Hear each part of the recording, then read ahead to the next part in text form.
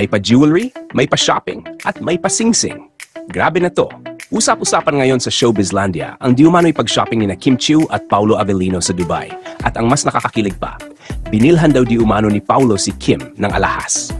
Matapos nga ang kanilang event sa nasabing bansa, ay nakaroon ng time na mag-relax at mamasyal ang rumored couple kung saan maraming ang mga jewelry shops ang matatagpuan doon. Di umano'y spotted ang dalawa na magkasamang namamasyal at naglilibot sa sikat na shopping spot sa Dubai. Relaxed, masaya, at very low-key, pero hindi nakaligtas sa mga fans na nakasight sa kanila. Ayon sa ilang chika, may jewelry store pa raw na pinasok ang dalawa. At doon daw may special na binili si Paolo.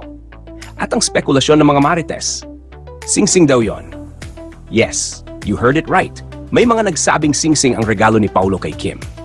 Alam naman ng lahat na sa April 19th na ang birthday ni Kim at inaabangan nga ng fans kung ano ang sorpresa ni Paolo sa kanya. Though wala pang kumpirmasyon kung may katotohanan ng lahat ng ito, hindi na mapigilan ng netizens ang kilig at haka-haka. Totoo kaya? May something na ba talaga? Grabe kung totoo to, sobrang bagay sila. Paolo, ikaw na. Ilan lang yan sa mga reaksyon ng fans na tuwang-tuwa sa ideya ng sweet gesture ni Paolo.